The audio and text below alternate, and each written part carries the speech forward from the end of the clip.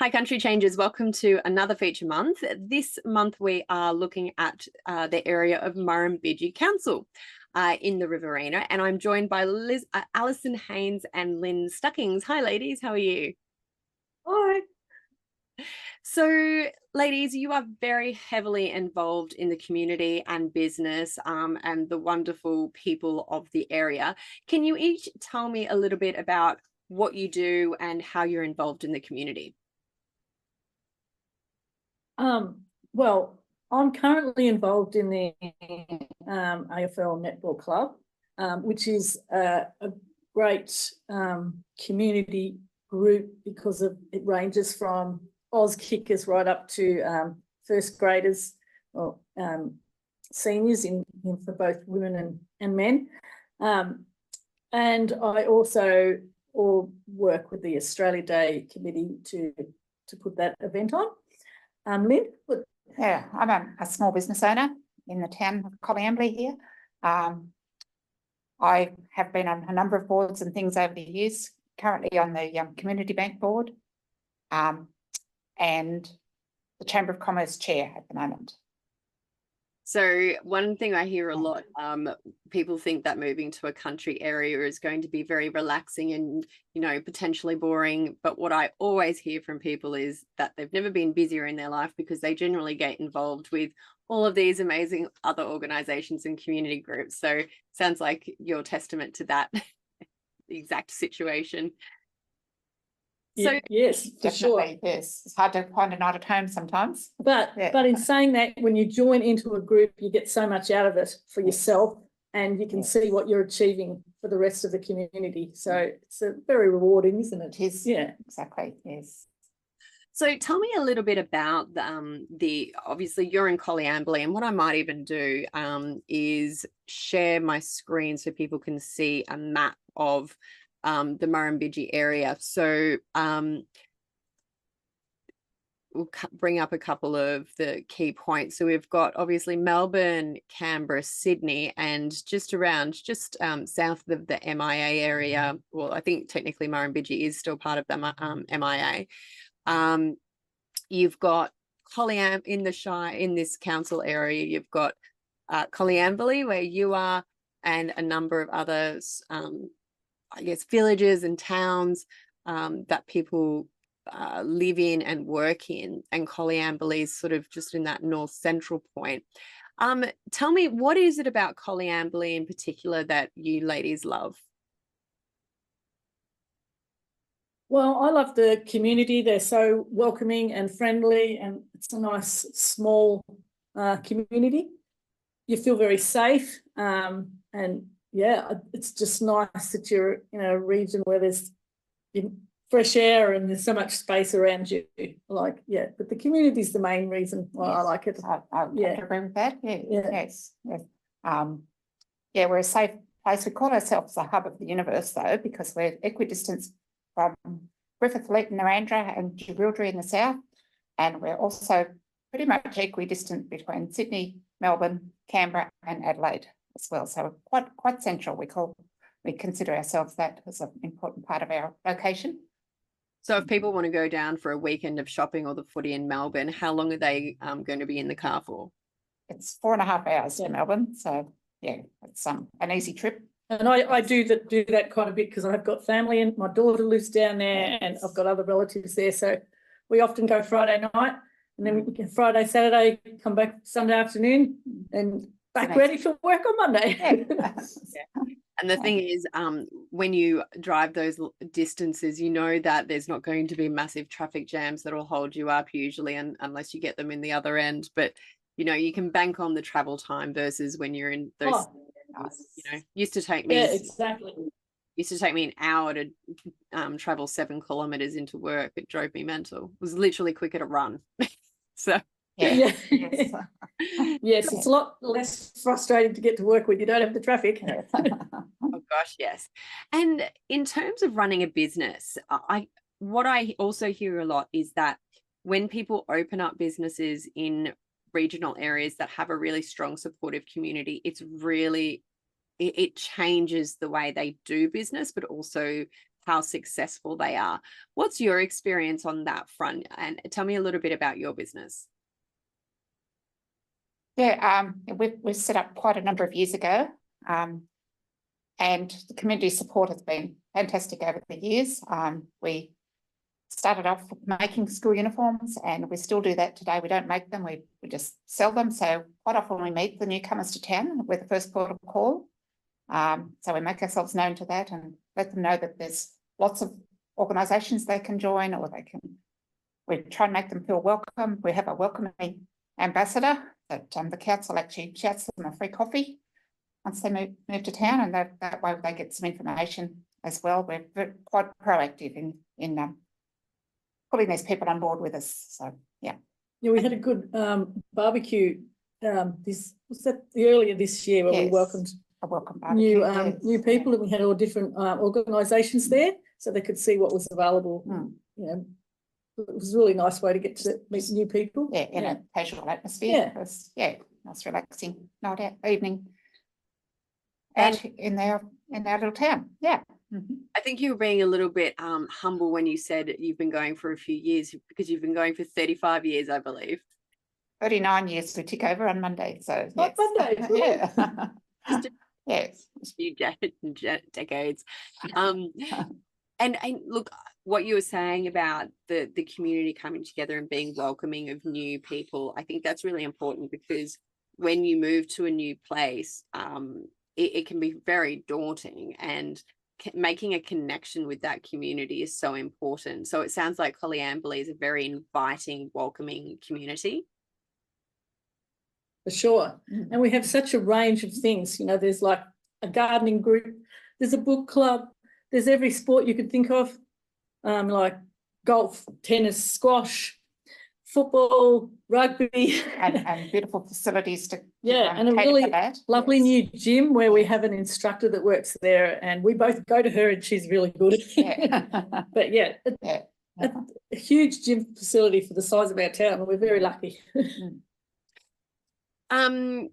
Actually, I might just try and share the screen again, because if people head to the Country Change page, they can head to Our Places and find the Murrumbidgee Council page. On here, you'll find a lot of information about the industry, that sort of around. That's a couple we interviewed a couple of years ago. There's also a contact for council, Kelly, who's the Economic and Tourism Development Manager there. If you call that number, I believe that's you can get the coffee chat that you were talking about. People can ring up if they're interested and find out a little bit more information, or if they're new to town, have a yarn. But there's also some key information there around whether the population, housing prices and things like that. And there you go. You've got some of the travel distances: 4:45 to Canberra, 4.5 to Melbourne. You were out 1 minute, so you said 4.5. 4:31. That's that traffic. And then you've got some transport options, which is also really important. I hear a lot that people go down to Melbourne, but they will organise a group on the bus or on the train, and they can just sit back and relax and have a bit of a tipple and a laugh on the way down, which I always like hearing about. And some of those industries. That's how my daughter comes. Yeah. My daughter comes on the train to Shepparton a lot of the time instead of driving, and we just pop down there and pick her up. Oh, so look, it is. Yes. It's a great way to do it, because you can just relax and you don't have to worry, even though it's an easy drive. I mean, you can work on the way down, or catch up on a book. Like I say, have a glass of wine. Probably shouldn't be encouraging that. It's an excellent service. We can be in Melbourne by 9:30. We can do a day's business. For example, some of the trade fairs, we can attend those and catch the train again at 6 o'clock at night, and you're home and you're in bed by 11. So can't get much better than that. Not with public transport anyway. Public transport, yes. Yeah. Absolutely. And you're still connected as well for families moving in. You've got a number of schools and childcare options, from early school to high school as well. The high schools are a little bit. Actually, you might be able to tell me, are any of these high schools? Yes, we do. We've got our school, central school, that goes from kindergarten to year 12. And then we also have the Catholic primary school. And then we have a preschool and a daycare centre. So, yeah, you don't really need to leave the town for schooling. No. And obviously healthcare, you've got all that access as well, both in town, the medical centres, and for anything more major, you've got the Griffith and Wagga major hospitals just down the road. Yes. We have an ambulance service here as well, stationed here. So yeah, absolutely. A pharmacy as well, which fills in the gaps when you can't see your doctor, although we don't have to worry about a 3-week wait for a doctor. We can pretty much get in the day we make an appointment. We can, yeah. Hey. We have a very good doctor. He's been here for 25 years probably. Yeah, he's great. Yeah. Oh, that's fantastic, because I know, you know, that's a really important thing for people to be able to access just a GP, and the wait time all over the country. It seems you're looking at 3 weeks minimum, even in the cities. So yes. And he's good too, because we have a retirement, like the lodge, which is where you can go and retire, or aged care, and he can just go up there quickly to, if they need him at all. So it's a lot easier than trying to get someone from Griffith or elsewhere. So for someone who's interested in making a move to Murrumbidgee or Collie specifically, what are some of the, like, is it an aging population? Are there young people who are involved getting, you've mentioned football and netball, so I'm assuming there are definite younger demographics coming through. Just explain, I guess, that mix of people involved in the community. Well, we've got a really wide range. Some of our pioneers are still living here. Our town's about 56 years old at the moment. We celebrate a big birthday bash every 10 years, so that's coming up in 2028. But a lot of those are retiring and retired farmers. But then we've got quite a pram brigade, we call them, that young mums wheeling their babies around the streets, and the beautiful walking tracks that we have around town. And everything in between. Well, the last 2 years, our daycare's expanded so much because of the younger population. So there's a lot of babies around now. There is, and you have to book in there like fairly early to get a spot, even though they've got like about 12 carers work there together with the preschool. So I think it's expanding, both ends really. Yes, exactly. That's we great. Also attract some residents for the aged care facility from the bigger towns as well, if they can't find a spot in their town. So quite willing to travel out to our lovely facility out here, based in the bush there, facing the bush, and have kangaroos that visit every evening, and all of that thing. And it's so beautiful from a natural perspective as well. What do people do from a recreational perspective over weekend around those natural attractions? Well, I've mentioned our beautiful walking tracks. So lots of that happens. The cyclists and things. Biking. Running. Because we're a flat, based on flat country here, it's a bike ride is an easy option.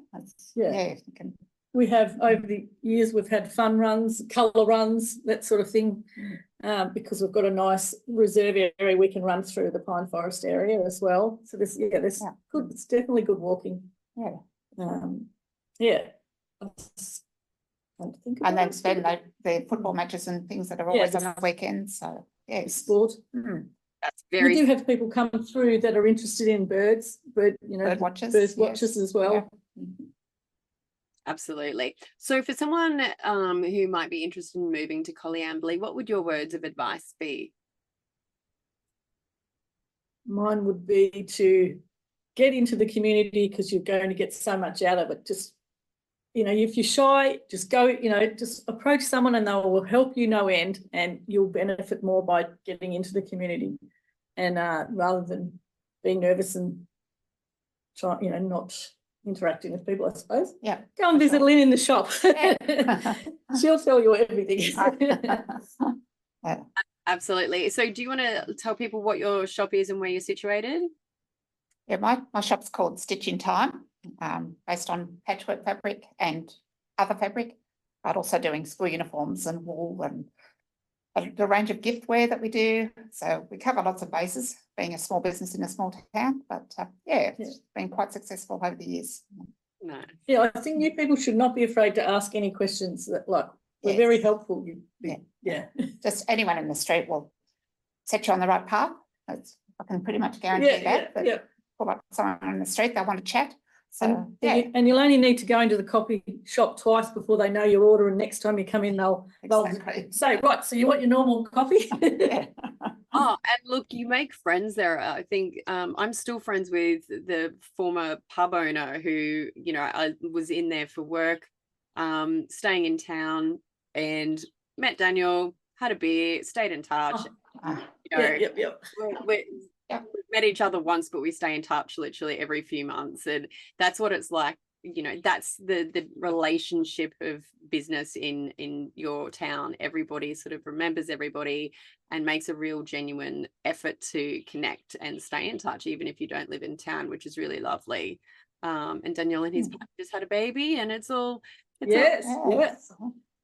yeah, he runs our club, our community club, so he's doing a great job with that.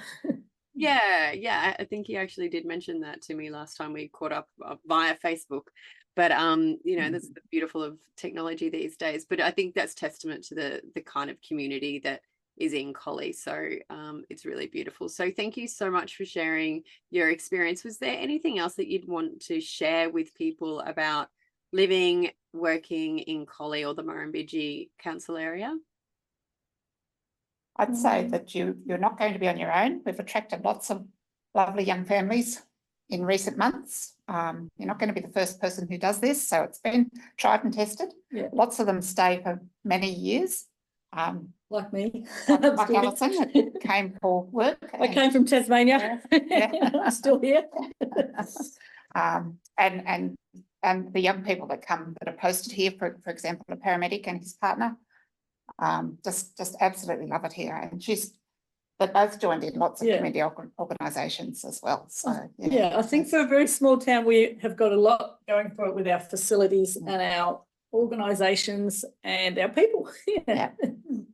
Yeah, absolutely. And like I said, if anyone's interested in finding out a bit more information, they can head to the Our Places Murrumbidgee Council section on the Country Change website. That's countrychange.com.au. Reach out to Kelly from Council. And look, as always, I suggest just heading to these towns, head to Collie.